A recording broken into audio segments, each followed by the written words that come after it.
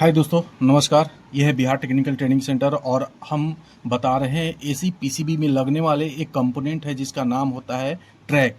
वो हम ट्रैक आपके सामने रख दे हैं। देखिए, एकदम लगता है ट्रांजिस्टर जैसा। 3 टांग का होता है।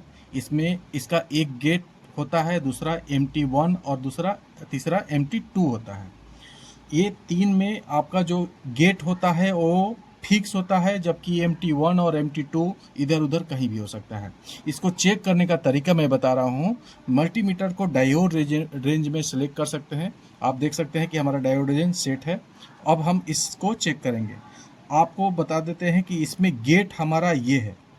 गेट से इसमें ये गेट को चेक करने का, ये ट्रैक को चेक करने का 3 तरीका होता है। पहला तरीका होता है MT1 टू MT2 दोनों साइड से नो बीप और नो वैल्यू आता है तो हमारा ये ट्रैक ओके है। तो हमको पता है कि हमारा ये गेट है और ये हमारा MT1 और MT2 आपको भी पता चलेगा, अभी आपको दिखा रहे हैं। जैसे MT1 और MT2 में दोनों में आपस में कोई बीप और वैल्यू नहीं आना चाहिए तो हमारा ये ट्रैक ओके है। ये ट्रैक जो कंपोनेंट है आपस में अगर बीप नहीं करे तो हमारा ट्रैक, ये कंपोनेंट बिल्कुल ओके है। तो हमारा देखिए बीप वैल्यू कोई भी कुछ भी नहीं आ रहा है तो हमारा ये ट्रैक कंपोनेंट यहाँ तक तो ओके है। अगला प्रोसेस देख रहे हैं, मैं ट्रैक पे दो इनके खुट्टी पे जो आप बोल सकते हैं, इन पे हम जो दो टर्मिनल पे इनका हम पॉइंट को रखे हैं। हमारा कोई बीप वैल्यू नहीं आ रहा है। अगला जो कंडीशन है दूसरा होता है MT1 टू गेट।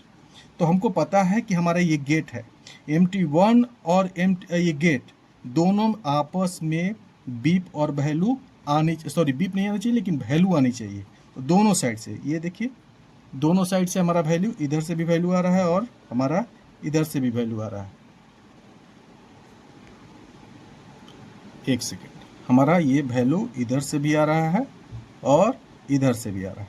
तो हमारा एक गेट हो गया और दूसरा MT1 हो गया। ठीक है, एक गेट और दूसरा MT1 हो गया। तीसरा तो हमारा ये भी सही बता रहा है। तीसरा नियम है MT2 और गेट। MT2 और गेट, तो आप देख सकते हैं कि ये दोनों में कोई बीप और वैल्यू नहीं आना चाहिए। MT2 और गेट दोनों में कोई बीप वैल्यू नहीं आना चाहिए तो ओके है। बीप वैल्यू आएगा कहाँ? MT1 और गेट। MT1 और गेट में अगर बीप वैल्यू आता है तो हमारा ट्रैक बिल्कुल ओके है। और ये जो कंपोनेंट है दोस्तों, ये हमारा यूज होता है मोटर के कंट्रोल के लिए। आप एसी में देखते हैं मोटर लगा हुआ रहता है। मोटर को कंट्रोल करने के लिए ट्रैक का इस्तेमाल किया जाता है एसी पीसीबी में।